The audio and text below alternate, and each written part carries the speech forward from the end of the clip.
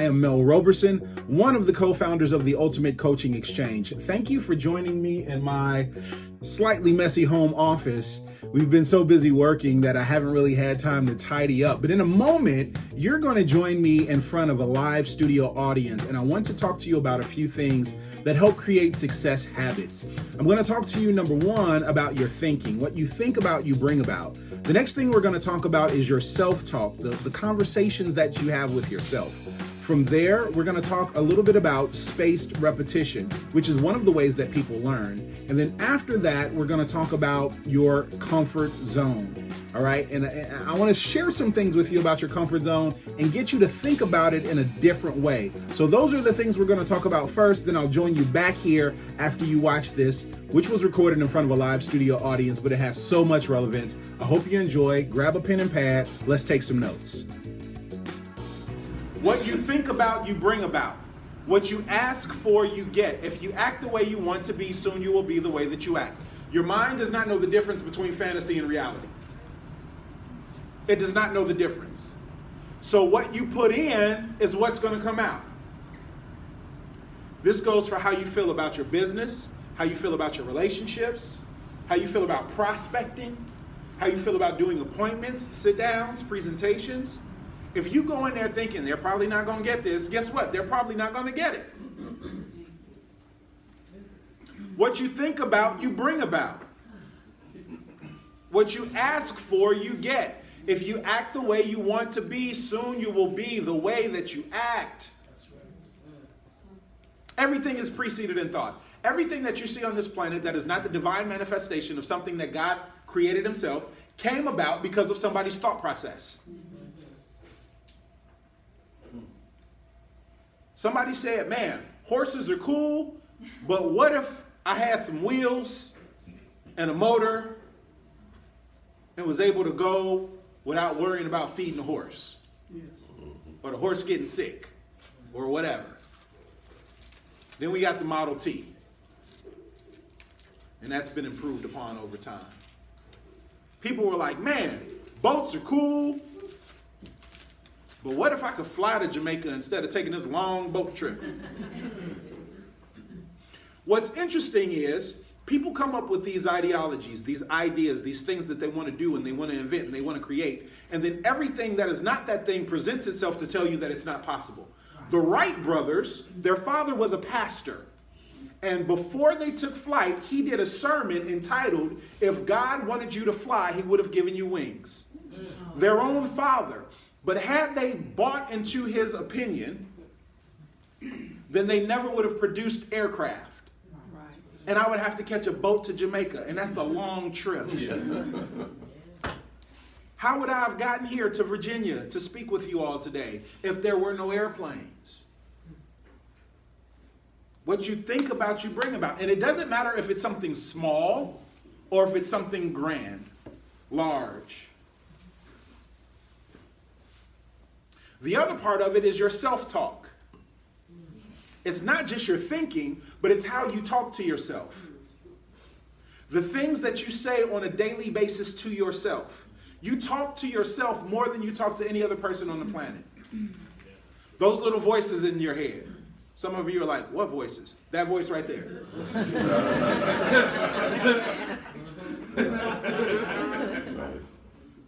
But you talk to yourself. And the things that you say to yourself either uplift you or they pull you down. Some of you have conversations with yourself that are so harsh that if somebody else said it to you, you would be ready to fight. Yeah. How could you be so stupid? I'm such a dummy. Oh my God, I'm this. I'm over. Whatever you tell yourself becomes your self-fulfilling prophecy. So the things that you're repeating through spaced repetition, you know, and a lot of times you do automatically. Spaced repetition. And it becomes a part of you. Let me give you an example. Music. How many of you know the words of a song that you do not like? You know the words of a song that you do not like. And why do you know it? Because you heard it over and over and over and over and over. And because you heard it over and over, You now know it. You now find yourself singing it even though you don't like it. Sometimes you don't even know that you're singing it. It's on, and you're doing it subconsciously. Because of spaced repetition, because of the routine. So success as a habit, success as a routine is how you get to where you want to go. It's just a matter of programming yourself to have the right activity and the right beliefs so that what you're doing on a continuous basis gets you where you need to be. I remember I had dry cleaning at the cleaners that I needed for a trip. And I went to the gym and I worked out and I got in my car and I said, I gotta go get my cleaning. And then I miraculously ended up in my driveway without my dry cleaning.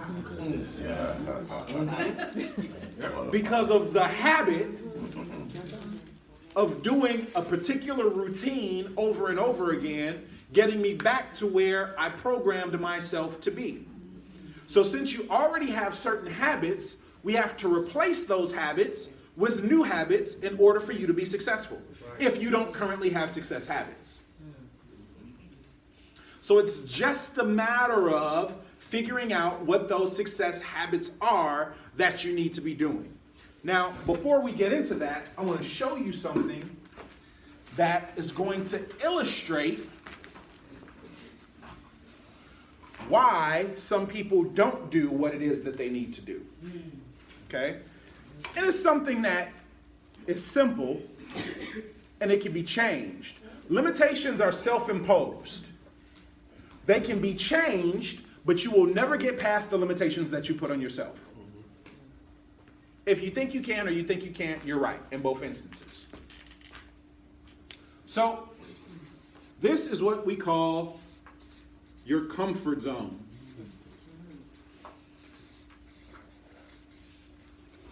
Okay? Outside of your comfort zone, we have what we call your learning zone. And outside of your learning zone, we have what we call your danger zone.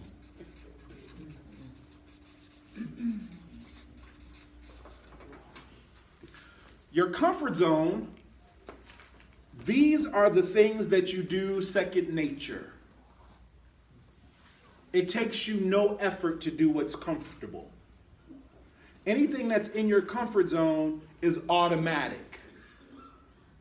Your learning zone is things that you can learn to do that might be a little bit uncomfortable, but it's not a big deal. Your danger zone is, ain't no way, I ain't doing it. I ain't going. Nope, not me. Comfort zone, learning zone, danger zone. Let me give you an example. Any martial artists in here? Anybody ever studied martial arts? Okay, a few of us. So in martial arts, we have something called katas, or forms. A series of movements, blocks, strikes, kicks, and we have these katas. And so I remember the first time that I visited the United School of Survival under Grandmaster Anthony Muhammad, 10th degree black belt, who was my teacher. I remember the first time visiting the dojo and seeing the black belts and the brown belts on the dojo doing these katas. It was a series of strikes, moves, blocks. It was all of this stuff, right? The comfort zone for me was learning, or sitting on the side rather, watching them do it. And then they said, you don't learn off the mat. Kick your shoes off, get on the mat. And I'm like, whoa, whoa, whoa, that's a little bit too much. I can't do all that stuff that they want to do. They were like, well, you could go over there and spar with the black belts if you want. I was like, nope, danger zone, danger zone. Not doing that. So my learning zone, I kick off my shoes, I get on the mat, and they're teaching me what we call our basic four-wall block. So I'm going through all these katas, right? All of these different, this stuff, and they're showing me step by step, and that became my learning zone. So eventually, my comfort zone grew, and what was once my learning zone became my new comfort zone. And what was my danger zone became my new learning zone. Okay, so far so good. I hope you're taking great notes. Let's recap a little bit before we move forward. Number one, what you think about, you bring about. Thought is the springboard of all success. You have to get your thought life together. Number two, your self-talk, super important. Those conversations that you have with yourself are more important than any conversations that you have with anybody else. Number three, spaced repetition. It's how we learn. Repeatedly hearing something over and over again is one of the vital ways that we learn information. And what we'll hear over and over again, or see over and over again, or experience over and over again, it becomes part of us. It's etched into our fabric, which leads us to your comfort zone, your learning zone, and where we left off, your danger zone. Let me tell you a danger zone story real quick about the dojo. So we used to have a 6 a.m. class, right? It was Monday, Wednesday, and Friday, 6 a.m. with Grandmaster Anthony Muhammad. Started out with about 25 people, and those numbers dwindled over the weeks. One day, just me and one of my best friends walk into the dojo, and it's just us, but no big deal. We're still having class. We go through our warm-ups. We go through some exercises here and there. And Grandmaster is like, gear up. It's time to spar. We're like, okay, cool. We gear up, thinking we're going to fight each other. He's like, all right, Mel, step on the mat. Step on the mat. I'm geared up. I'm waiting for him to call my buddy. He doesn't call my buddy. He looks at me. He bows. And he goes into a fighting stance. And I'm like, whoa, danger zone. Danger, Will Robinson. What is this? I was not anticipating this. He's like, come on, we're sparring. And I'm thinking to myself, why am I about to fight a 10th degree black belt who probably could kill me with his pinky finger? But that was my new learning zone. So think about the areas in your life, your business, your career, your relationships, whatever area where you were comfortable, but then you learned something else, and then what seemed like it was going to be dangerous no longer was dangerous. It was something you could learn. Think about those things. Think about what you're facing now and the areas of growth that you want to get to. All right, we're about to jump back into the studio audience, and where we're going to pick up is talking about personal development. Again, with the spaced repetition, the things that you put in your mind over and over again, the things that you listen to, you know what? Let me stop talking. Let's go back to the studio audience. I'll see you soon. You are either growing or dying. Is it? You're either growing or dying. If you're not growing, you're dying. And just like you have a physical diet that sustains your body, you have a mental diet that sustains your consciousness, your well-being, your growth, your understanding, your advancement in life. So just like what you eat has a direct impact on how your body will work and function, what you read, what you listen to, who you associate with has a direct impact on ultimately where you want to go in life. It's like your life has a bank account, and personal development is the positive deposits that you put into your bank account. So it's your responsibility to make enough positive deposits into the bank account of your life so when something negative happens or you're faced with a situation, you don't end up with insufficient funds in the bank account of your life. It's your job to build your account so massive that when you get into a car accident, number one, you're thankful that you're alive. Number two, you're financially stable to be able to handle it. But if you're not making those deposits, I mean, think about it. Two people could be in a car accident and you get two different responses. Oh my God, my car, what am I going to do? How am I going to get to work? My life is so horrible. Yeah.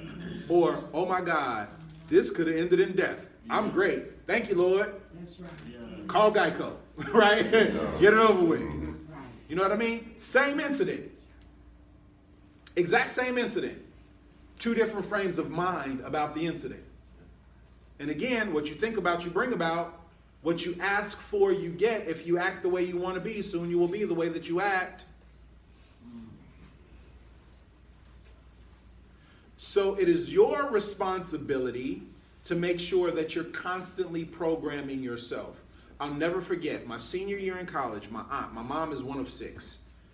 My aunt turned me on to a path of personal development. She sent me a book called The Magic of Thinking Big by Dr. David Schwartz. First personal development book I ever owned in my life. And I get this book my senior year of college, and I'm reading it like, this stuff is hokey. Like, you gotta be kidding. I'm 20 years old at the time. I'm like, oh yeah, you think big, and you can do anything as long as you think about it. Yeah. But I told her I would read it, and I kept my word, and I read it, and I'm just like, all right, Auntie, thanks. And I toss it. Then one of my professors gives me a tape series, actual audio cassette. I'm old enough to, when I was in college, we had cassettes. Some of you youngsters never even seen a cassette, right? But we had cassettes, right? And if the tape went out, you had to get a pencil in it and wind it back up, right? But she gave me a tape cassette series called, what was it? It's by Bob Moad out of Tacoma, Washington. Not The Science of Personal Achievement, that's Napoleon Hill. What is it? Oh, I'm gonna have to circle back to it. But Bob Moad out of Tacoma, Washington, who's deceased now, actually. He was alive at the time when I got it because I actually found his institute. Man, I cannot think of the name of that series. We'll look it up for you. Yeah, we'll find it. So anyway, Increasing Human Effectiveness. That's the name of it. Increasing Human Effectiveness. I've listened to so much stuff, sometimes I forget who did what. But Increasing Human Effectiveness by Bob Moad. And she gave me these cassettes. And in the cassettes, it said a lot of the same stuff that the book said. And I was like, man. And I respected my professor. Not that I didn't respect my aunt, but it was my aunt. So there was a level of familiarity there. So I listened to these cassettes and I'm like, man, this is, okay, it's hokey, but I can hear his passion and what he's teaching. So I'm like, okay, there might be something to this. So we had a conversation about it. And then the next book that I got was The Magic of Believing by Claude Bristol. I read that book. I'm like, I'm in. Okay, you got me. Okay, so there's something to this. And I started to build and develop my library and read stuff and listen to stuff and attend seminars. I've seen Tony Robbins and Les Brown. One of my regrets is that I didn't see Jim Rohn. I didn't see Jim Rohn live before he passed away. I wish I would have seen him live. But I'll tell you, and this is, I'm gonna get off this subject for a moment, then get back onto it. When Jim Rohn passed and I hadn't seen him live, that woke me up to the reality that you never know how much time you have or somebody else has. So if it's something that you want to do, set a goal to do it and figure out how you're gonna make it happen. Personal development. Great stuff, huh? So here's the thing, ladies and gentlemen. You just received some information that could literally change your life if you apply it. Just like me, listening to those tapes, those cassette tapes way back in the day. I don't even think we have cassettes anymore. I don't even have a tape player anymore. I do have a CD player still. Anyway, the point is you have the information now. You have some knowledge. You've sat through this course and you have learned some things that if you apply them could be vital in your success. Knowledge isn't power. Applied knowledge is power. I hope that you apply what you've learned here and it helps get you to the next level in whatever field of human endeavor you have chosen to embark upon. My name is Mel Roberson from the Ultimate Coaching Exchange. I look forward to seeing you in my next course. Take care.